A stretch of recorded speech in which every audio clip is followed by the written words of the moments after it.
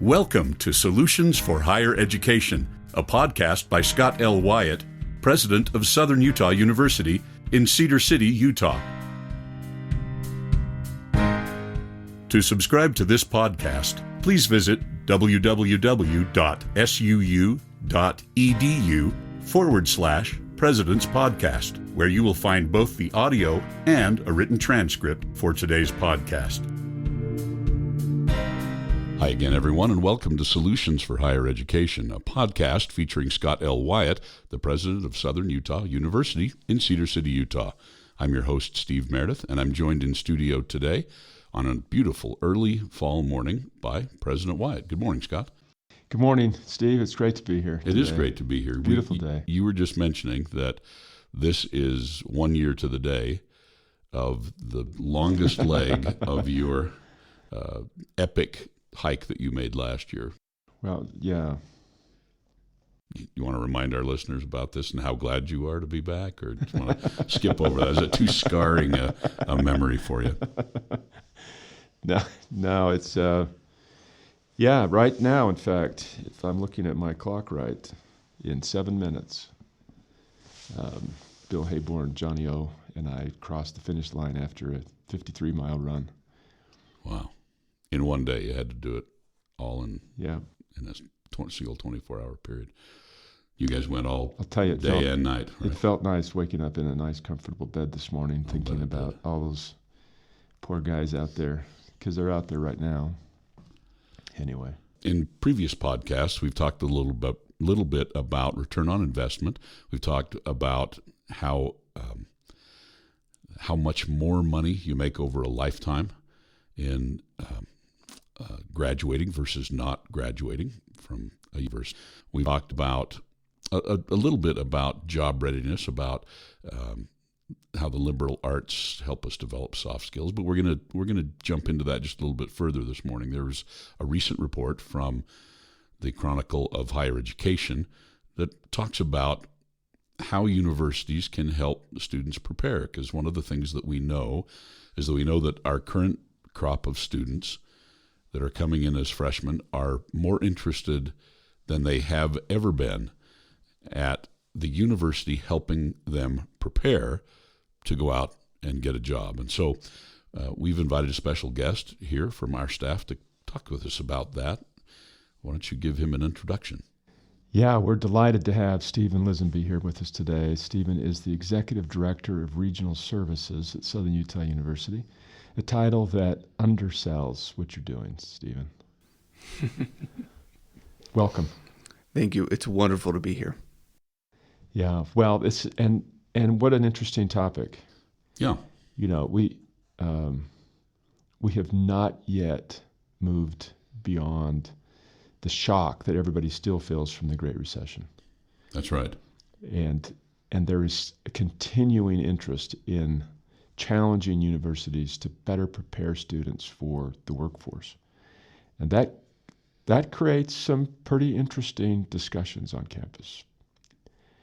Everything ranging from we're not a technical school to we should be more a technical school. Everything from how dare you to how dare you on both sides. Yeah, a little bit. And it kind of depends on the discipline of the person, because we all see the world so differently. But Stephen, welcome. Thank you. It's great to be here. Why don't we start out with you telling us just a little bit about, our listeners would be interested in where you came from before your job here at Southern Utah University.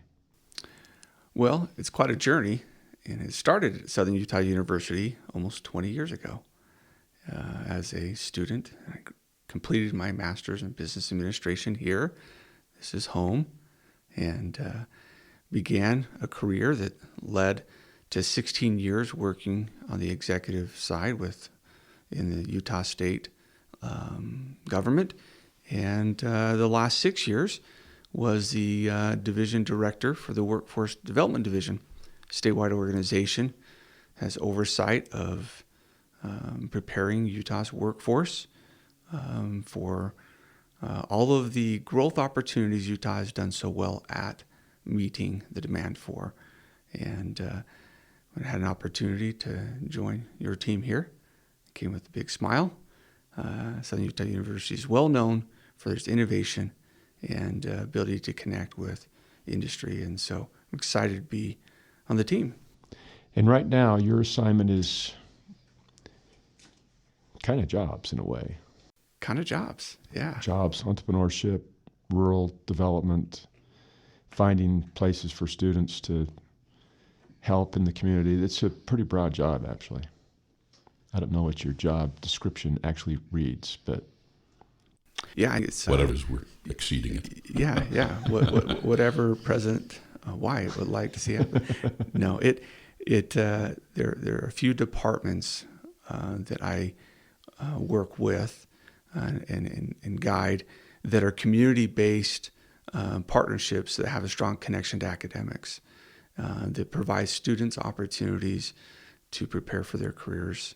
And then there's a lot of partnership within our local community and our region to ensure our students and our institution is at the table for those growth opportunities that our economy is working through. You know, I was a college president prior to the Great Recession in 2008. So I have a memory of being in this industry prior to then, this industry. It Right. sounds kind of funny, doesn't it? It does, but The industry of education.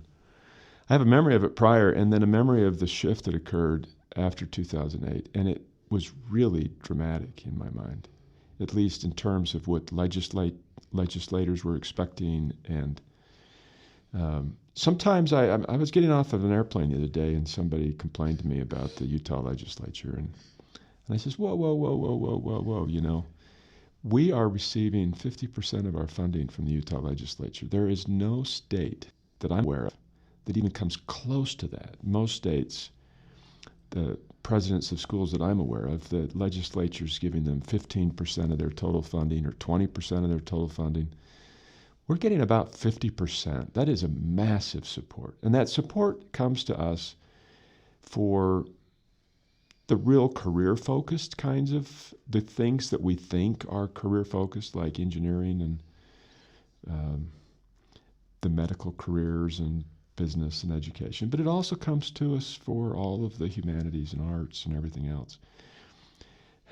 But in that support, we have seen a significant shift, and it hasn't really abated, that they want to see us help prepare students more directly for jobs.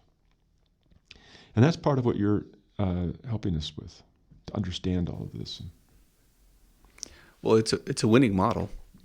I think the state leadership has recognized that an investment in their future is what has brought us to be number one on so many lists within the nation, and now being recognized even internationally as a place that knows how to drive economic development, job growth, unemployment, all of those numbers, low unemployment, high job growth. It happens because of investment in education with a strong partnership with industry. Now, a lot of people don't realize that Southern Utah University is more STEM than what they think. I just went through last year's graduation numbers, and 43% of SUU graduates graduated in a STEM-related field. That's I think that's surprising to most people when I say it, and it feels to me like it's continuing to evolve that way. This report that you talked about, Steve and Stephen. I'm so happy my name isn't Steve. Why? Because everyone calls me Scott. It's fun to be here with a Steve and a Stephen and a Scott. Well, this report in the Chronicle that just came out talked about the change of student majors and what they're graduating in. And it's pretty clear that the world has changed. And we have some frustrations, understandable frustrations, because my undergraduate degree was philosophy. That's as humanities as you get. You can't really get much more than that. But the state legislature is trying to fund more dollars and trying to get us to be more accountable for those kinds of degrees that have a direct link to careers, engineering, math, science, all those kinds of things. But here's the national data, and it shows that the increase in completion of degrees from 2010 to 2017, 119% growth in science technologies and technicians. That is massive growth. 42% in liberal arts and sciences, general studies, and humanities. It's not just that the legislature is asking us to do more in STEM, Right. science, technology, engineering, and math related fields. It's that students are demanding those in increasingly high numbers. That's where the demand is. Precision production, computer information sciences and support up 63%. It was interesting to see, though, that parks, recreation, leisure, and fitness studies are up 63%. I'm not sure what's the motivator for that in such an increase. But we live in a place where tourism is huge. And that's a growing field at our university. Yep. There's definitely an increase in attention on how you manage in a cooperative approach your lands and your facilities and your parks. And it takes an increased attention to the environment generally. Yep. This particular generation is more interested than ever. And yeah, I think so. I'd love to go back and do 3 or 4 majors one at a time and live my life over several times. Outdoor rec would be one of them. I'm sure biology and engineering would be one or 2. I'd be interested in that, but I don't think they'd let me in. The category that is listed here as the least growing is public administration and social service professions. But we see considerable growth in our Master of Public Administration program here. So, well, 30% growth's still Still great pretty growth. good growth. it's still yeah. growth. Yeah, still growth.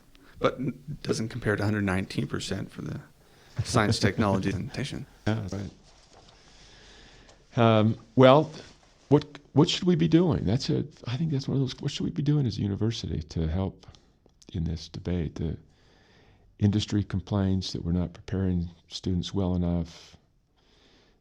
On our own campuses, we complain that industry isn't doing their part to support and to retrain people. Policy leaders are trying to get the ROI up. It seems to be a period of time when there's a lot of discussion about this. And when I bring it up, I just get, don't forget us, Right. And as a guy from the fine arts, I understand that reaction from my colleagues. And I'd like to circle back to that in just a second. But to answer your original question about what should we be doing, Stephen and I were prepping this a little bit yesterday, just having a little conversation about it. And this is a thing that's come up in previous conversations with other guests, but I'm interested in Stephen's opinion about this. We've talked about how our transcripts are generated, and I think, like everybody else in the United States, we use the Banner Student Information System.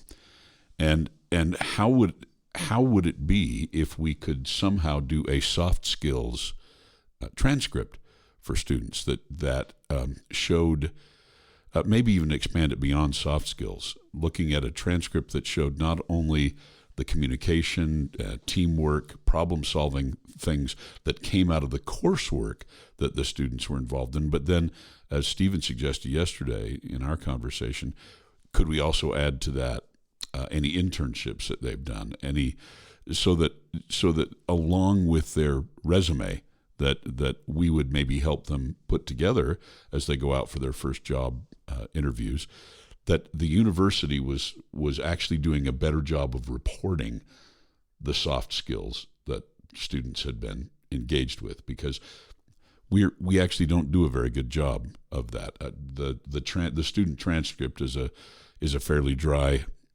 document that just outlines, as it should, the courses taken and the credits and the degree granted. But if there are additional things that students are learning, and we know that there are, perhaps we should try to track them and help students report those to a prospective employer. I've always thought that was quite an interesting idea, a parallel transcript. Absolutely. And a couple thoughts. One is we go back and look in preparation to answer where you're headed, Steve. There's growth in so many different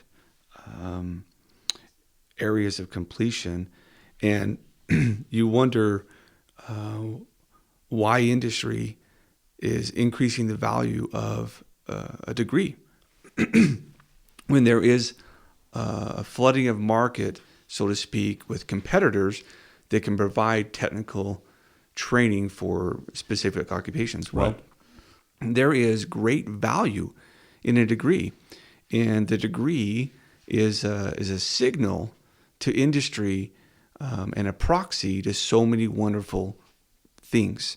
And as you started to explain, do we market what those things are to help the students have a competitive advantage? I think industry has already begun to recognize, what that degree signals. Right. And several of those key things that as we move into a gig and project-based economy, there are some soft skills that higher education does develop very well. Teamwork, time management, multitasking, the ability to learn how to be an adult, to live and operate in a new place with housing and finances and all those things, because the new economy is such that you'll see individuals live in multiple different locations with multiple different teams and companies over the course of their career. So are they ready for those multiple transitions they'll have? And so higher education does a great job at that. And then to also reinforce the growth in demand for a degree, the Burning Glass did a survey of the IT industry and found out that IT help desk positions with current employees in that field, 39% of the current job holders, 39% had a bachelor's degree. However, 60% of the new job postings for that position require a degree. So that is validating that industry recognizes that a higher education degree provides those soft skills, as you mentioned, to an individual so that they can have a long career going in and out of projects, going in and out of potential different geographical locations, et cetera. But, how do you market that? I think is what you're asking. It'd be interesting to innovate ways to help students identify a way to display that as a competitive advantage. Yeah. Yeah, you had mentioned that we see examples of industry beginning to run their own sort of miniature versions of higher ed. You can get a certificate from Google or someone that will say, hey, we don't have enough qualified applicants for our entry level positions in something, so we're going to take that bull by the horns and we'll do it ourselves internally. But for higher level positions, the college degree is still the requirement. It's still the gold standard. You can't get the middle level position. You can get the initial position with just training from the actual company itself. But the expectation is that whatever it is that you go through to get a college degree, that is still the requirement for that middle and upper level position in almost every industry. Which I think, our industry, that people that are hiring still value, or perhaps value more even, the skills that we are giving students. But they're not just the skills on that dry transcript. They're the analytical skills. They're the getting along with people skills, being a member of a group, of a team, all of the things that we talk about as these soft skills that really are developed in virtually every class here on campus. a data set that would be really interesting to see and will happen in 5 to 10 years is we settle into how we're adjusting a little bit to our educational approach will be just what you're talking about, the individuals that would prefer a very fast-tracked, technical skills-based education, a very focused certificate, and they enter into an industry with the first occupation at Tier 1. What does their career track look like? And what competitive opportunities have they lost because of the wide range of skills developed that a liberal arts and a higher education experience, a more enriching, full experience could provide them? Will we find that the technically trained individuals miss the growth career opportunities because they lack the skills to manage projects, work with teams, whiteboard visionary opportunities because they're so focused on technically doing the job? Yeah, there seems to be a combination here, isn't there? That for some jobs you can't get it without certain skills. For example, accounting, you just simply have to have the credentials. And but how can we add value to those credentials that help a person move up? I talked to an accountant who said he felt bad that there were all of these requirements now to become an accountant because he took an interdisciplinary degree track when he was in college and learned about all of these interesting things in history and arts, and he felt like that was what made him successful as an accountant because he was able to really connect with people and understand all these ideas to talk about and to bring people in, and it just made him a very marketable person and connect with everybody else. It's not really possible to do that today. Right.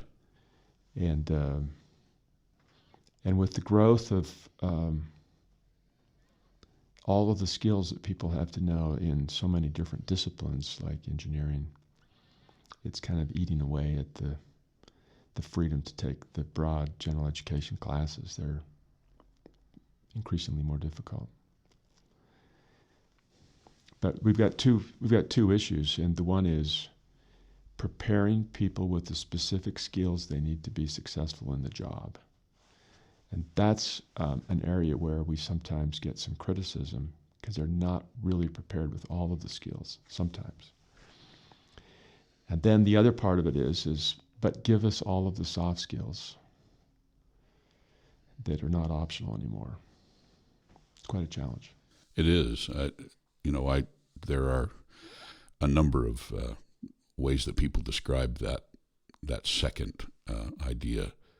One of them, the ways that I like, is that if you had to be stuck in a 5-hour layover at an airport, who would you rather be sitting next to having a conversation?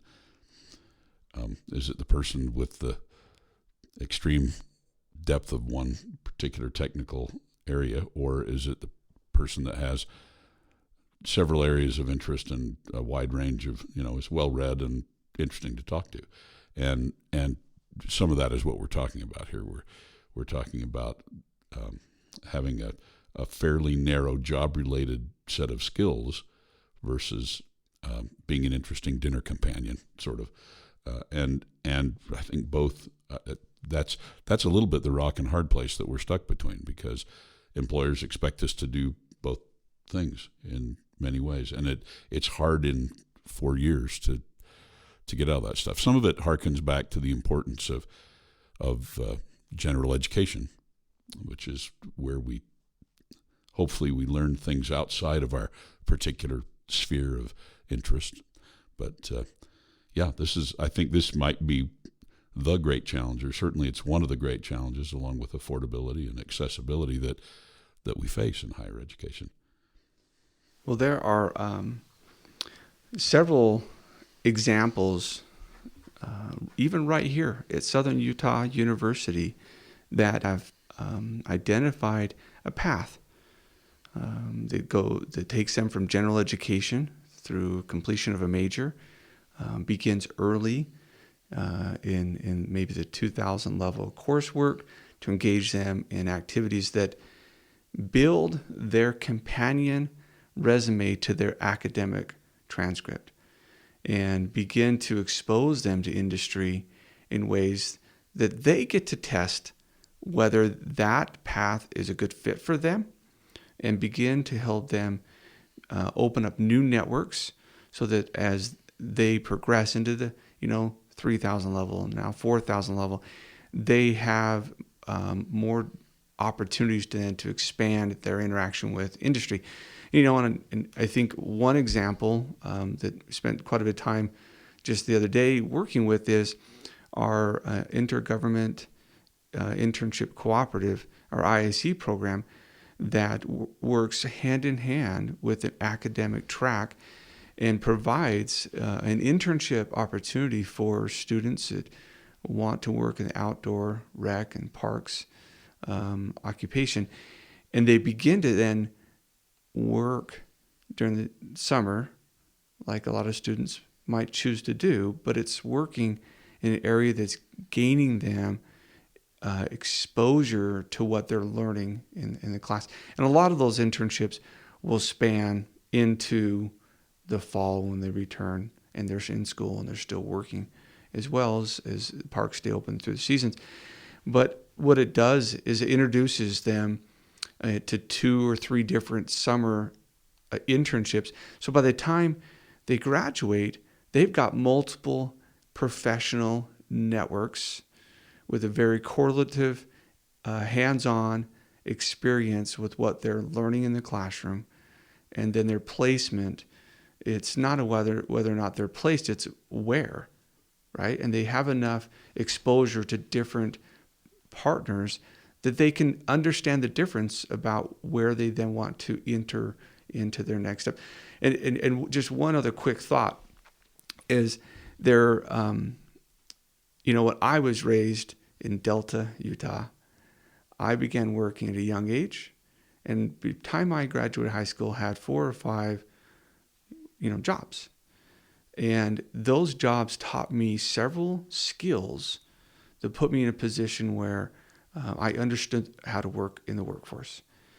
And currently, because of the recession we went through, a lot of our youth that are now coming into education missed those opportunities because they were filled by other adults and others. So they're needing to learn some of those skills, and they might be starting their engagement with the industry a little later, but we're now kind of adjusting that. So it's interesting to see how important these jobs are for our students, probably more so now than they once were. Yeah, it's interesting that you'd say that, because I remember before I started college, I had worked in a factory. I had been a paper boy. I had worked at a grocery store. I had worked as a camp counselor for a summer as in a private camp. A lot of opportunities to learn about work from non-parents. I did custodial work. I worked at a mausoleum on the weekends, sealing people into crypts or their remains anyway. That was by far the creepiest job I ever had. Still wakes me up every once in a while. But yeah, you're right. That's that summer internship, that summer job. That's part of what you do here, Stephen. Is you find us ways to partner with industry, which actually is a challenge for us because we're rurally located in Utah. And let's talk a little bit about that. What are not just the challenges that we face, but what are some of the successes? You mentioned our partnership with the national parks.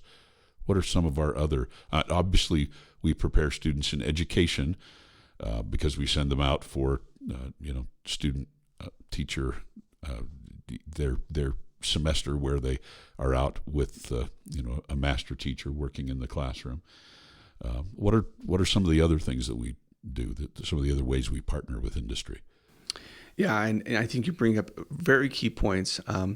For Southern Utah University to be such a large regional institution in such a small rural community, there's a lot of great environmental benefits for the students and the community, but there are some disadvantages.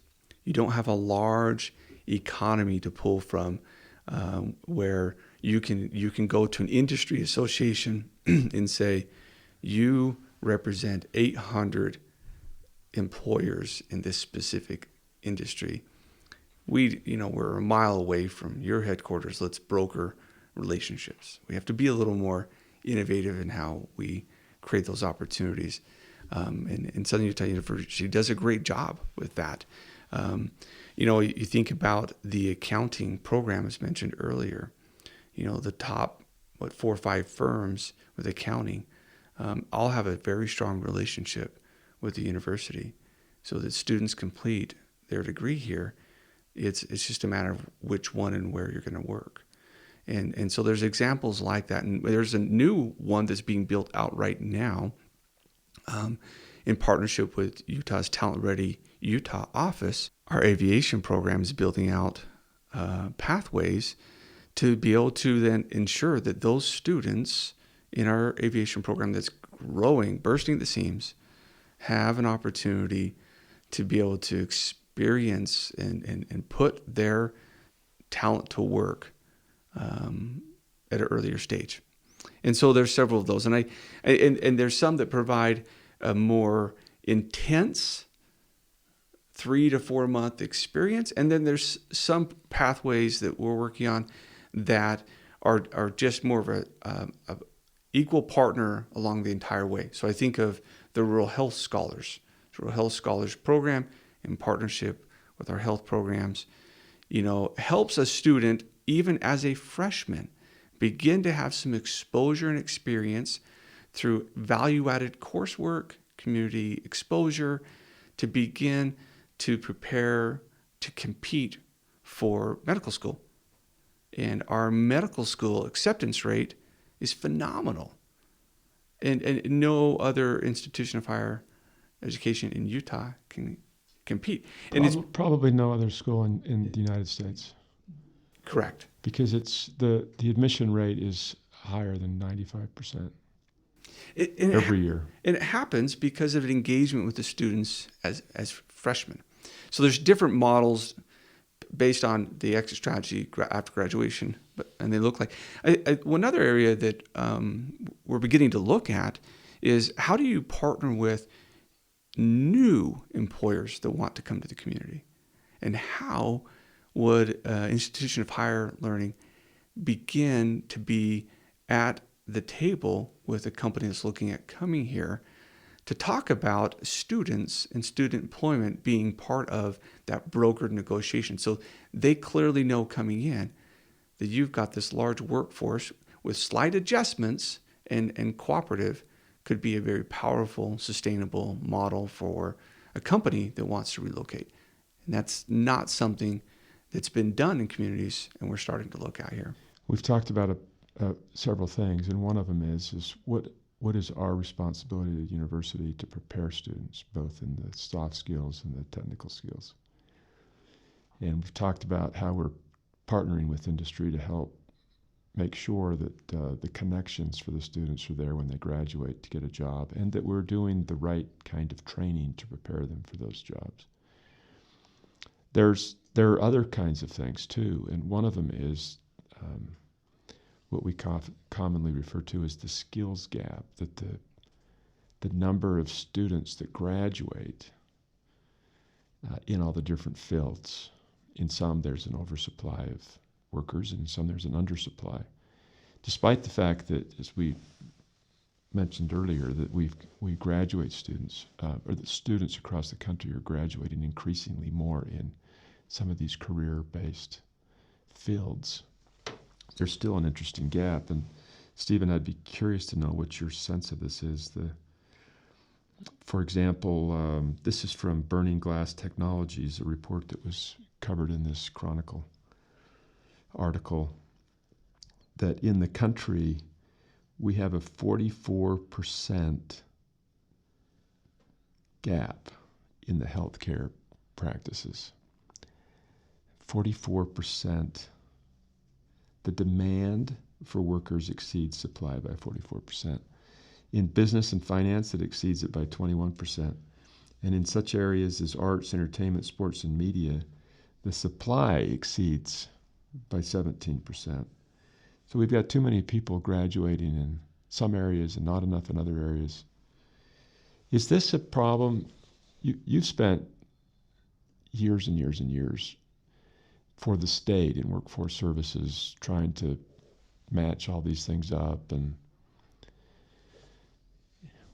why do we have this skills gap? Is it because employers aren't paying enough in certain areas? Is it because students aren't interested in those areas? Is it because students don't know where they're at? Is it because we tell students to pursue their passion and they don't think about anything other than their passion? What leads to this disconnect between jobs available and students' preparation for those jobs? Well, President, I think you touched on the exact key items.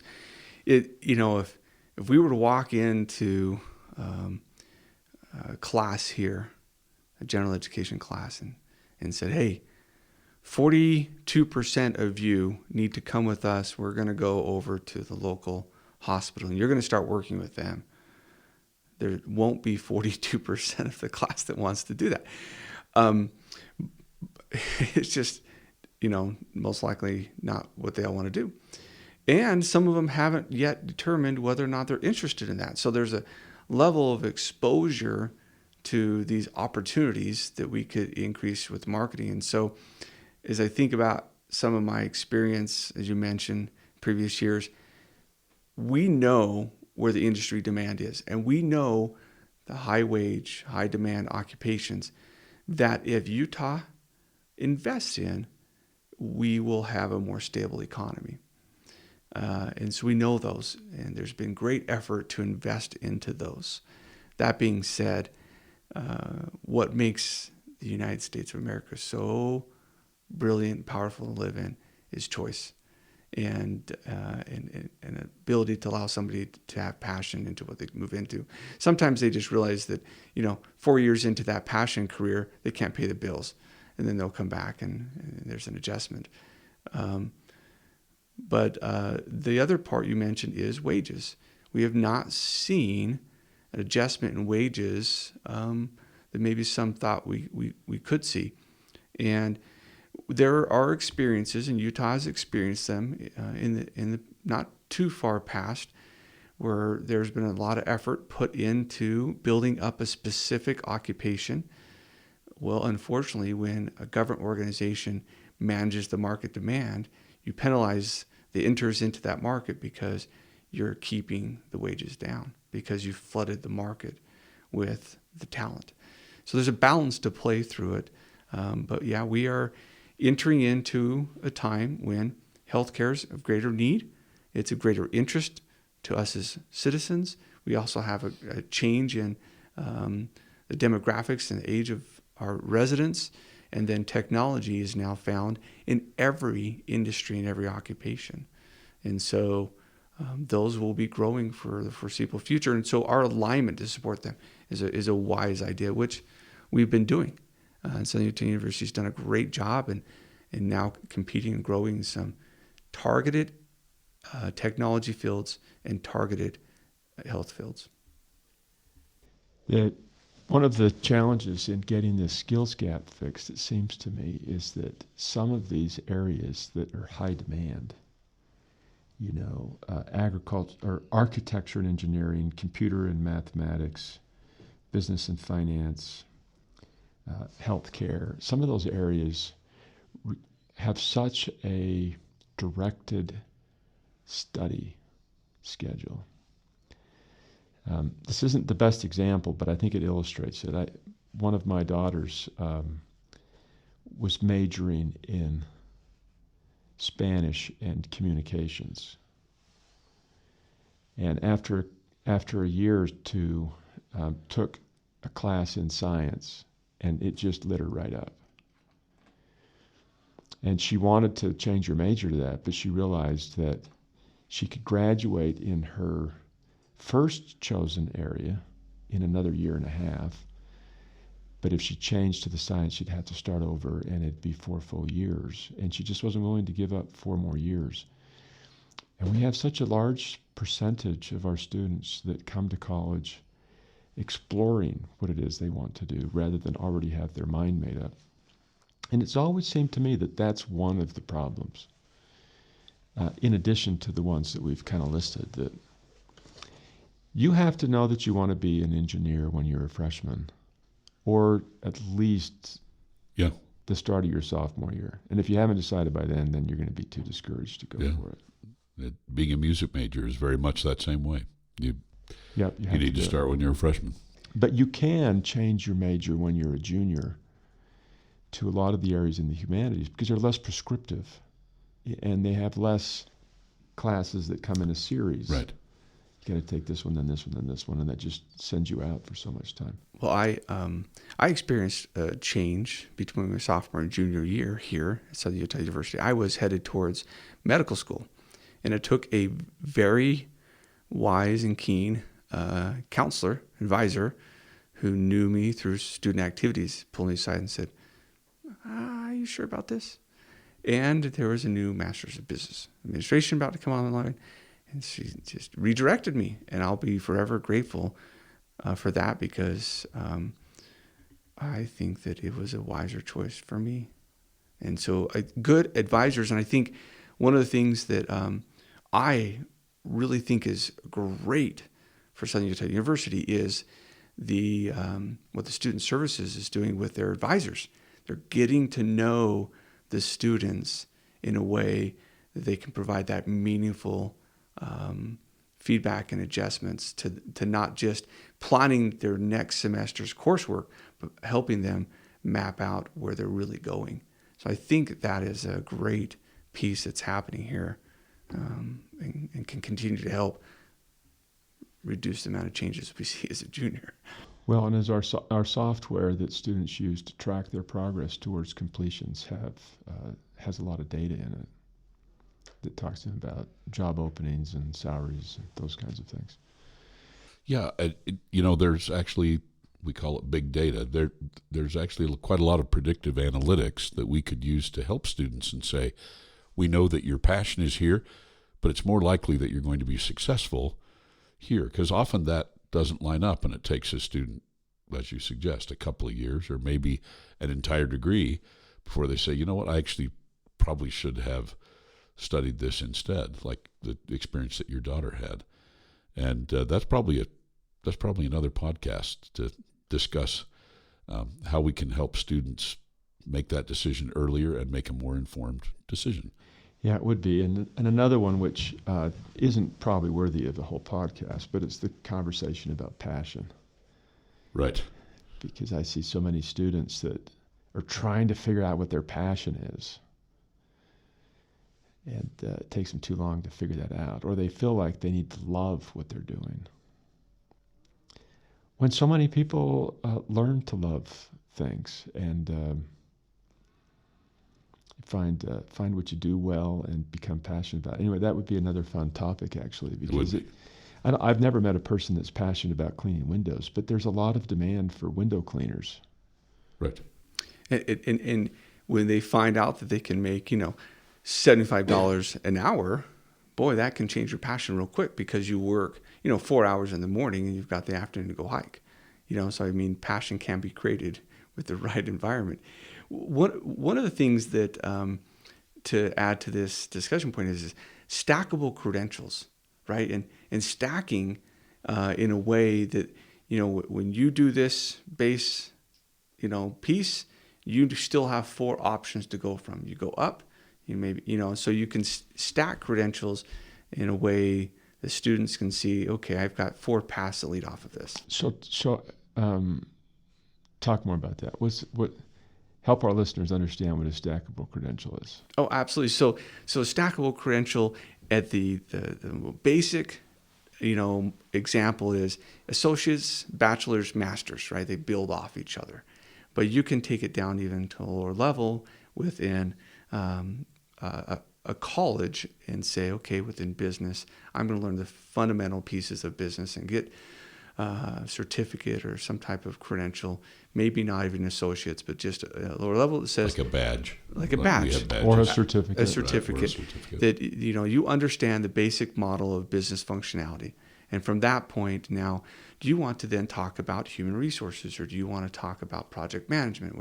And then you can build a badge or a certificate above that. Okay, now you understand project management, foundations of a business. Would you like to then learn about IT or about communication or others? And so you're actually in and out of multiple disciplines as you build that. And some refer to it as gameology, the idea that you can build a profile, which is yourself. You can go around and gather badges and different competencies, and you build your resume in a different approach rather than just seeking a more long-term tenured bachelor's, and you're building, competencies, and which can be fun for some people. Yeah, it can also look like a certificate in welding, and then moving on to a associate degree in engineering technologies, and then moving on to being a mechanical engineer. Yes. Or it could be a certificate in culinary arts, and then moving up to a bachelor's degree in hotel management or restaurant management. That you get a certificate, and then you can go get a job, and then continue doing your degree, or just stacking things together. And sometimes you can see individuals preparing for medical school that spend that year doing an executive MBA program. So they're done, they can run their practice. And you can cross dramatically over from discipline to discipline. Well, where do we go from here? What do we do? What's our next step? Stephen, what would you challenge the university to do a better job of? What to do a better job of is a tough question to be asked, but where to stay focused would be a good way for me to think about it. Is the colleges and departments have advisory boards full of amazing industry leaders that are supportive, that have passion, and are ready to serve. And I would challenge us to continue to work with them and to get them tactically involved in the direction of what's happening, and a little less of advisory, but more of tactically involved. And we have one example, we have several, but one example maybe we could spotlight, and it's the Entrepreneurial Leadership Council. So this is an advisory board for one of the emphasis, the department focuses in the School of Business with entrepreneurialism. And the advisory board has a little steep entry to participate. They're skin in the game. They're very tactical in what their role is, playing a mentor to students, participating in activities that reinforce and support the academic experience. And so I would say continue to build on those experiences. The more industry can rub shoulders with the students, the more the students will be better prepared to compete, and will have those relationships and networks established. So I think that would be one. And I think another one would be helping to begin looking at our change in our economy, which is moving to a gig, flex, remote work environment, helping our students feel confident to work in that environment, and to recognize how to manage change as they move from one company or one project to the next. And it's an amazing opportunity, because a lot of the students who come to Southern Utah University come because they love where we're at and the experiences of being out here outside of the classroom equally to in the classroom. So preparing them to be able to then compete for jobs where they can continue to live that way, I think would be the second. We teach by example as much as anything else, and a university that's willing to change and adapt is modeling the kind of behavior that our students are going to be expected to have throughout their careers.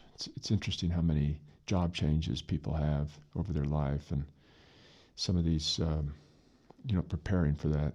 It feels to me like, in addition to what you're saying, that we probably need to do a better job recognizing that students come in huge percentages unaware of what they want to do. That we think that it's somebody else's responsibility to help them figure that out, but we probably can do a better job of introducing them to all of the possibilities to help them move along and making a decision more quickly. One of the initiatives that we're hoping to start up is to have every single freshman student take a significant career analysis. So there's be a counseling session and testing as a freshman to help them understand what the possibilities are. Hopefully we can test that out more. We actually did this a couple of years ago and found that retention was higher among students that did a significant. This is a couple hours with the career counselor in testing and then conversation. So that seems like one is that we need to be more responsible to help them figure it out. And two, we need to be more responsive to industry's demands, as you've mentioned already, Stephen, and watch what's happening with the economy. Create new programs, programs. Yeah, that match what we have students that come and then leave because we don't have the degree that they've chosen. Right. They didn't know what they wanted to major in when they started, but then they figured it out, and then we don't have that degree for them. And so there's a lot of career focused degrees that we hear students really want.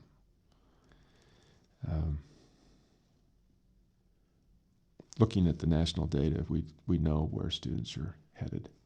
And we're receiving some pressure from policy leaders in Utah to move that direction too. So it's not just that they're asking us to do it, it's that students are asking us to do it as well.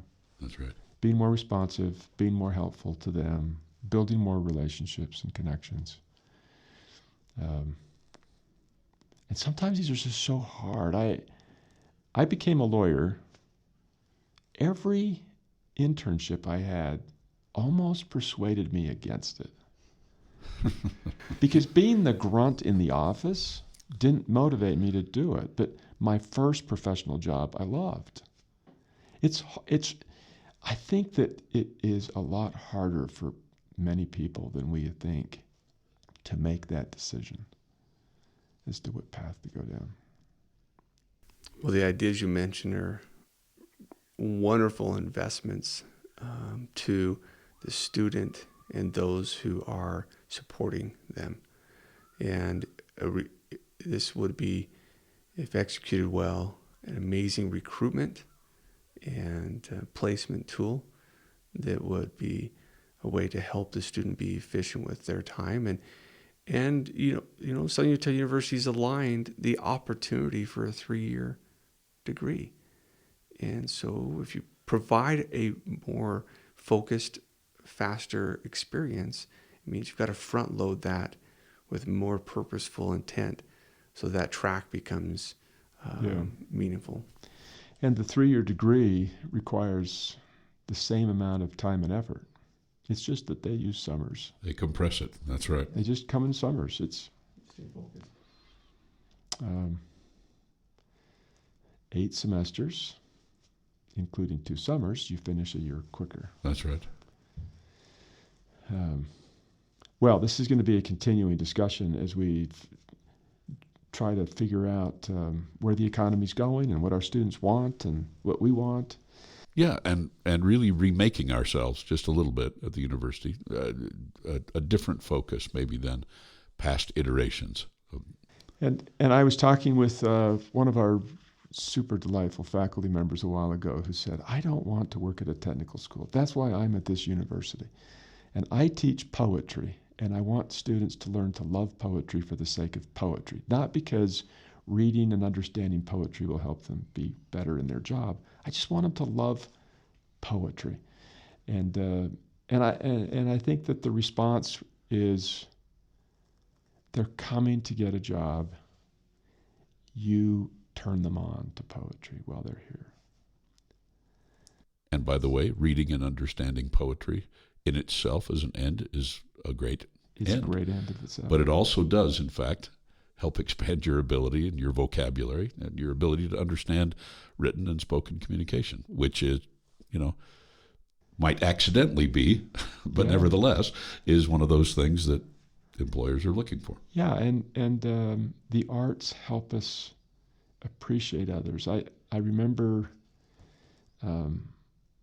visiting an art school in China, and as a result of that visit, coming away with a deeper appreciation for my Chinese friends and their culture. And I know that helps me as I work with them. The experience of being a full-time student in higher education as a young adult, if done with the right institution, can prepare somebody to be a healthy adult, to professionally work in an increasingly diversified workplace. And those individuals that really immerse themselves in the full experience of university will be very value-added employees, because they can be a part of multiple different circles, multiple different conversations, and they can be open to feedback and interaction with people from all walks of life. You've been listening to Solutions for Higher Education, a podcast featuring Scott L. Wyatt, the president of Southern Utah University in Cedar City, Utah. We've had as our guest in studio today Stephen Lisonbee, who is our Regional Services Director here at SUU, and we've been talking about how the university can better prepare students for the workplace. We've enjoyed our conversation with Stephen, and as always, we thank you, our devoted listeners, for tuning in. We'll be back again soon. Bye-bye.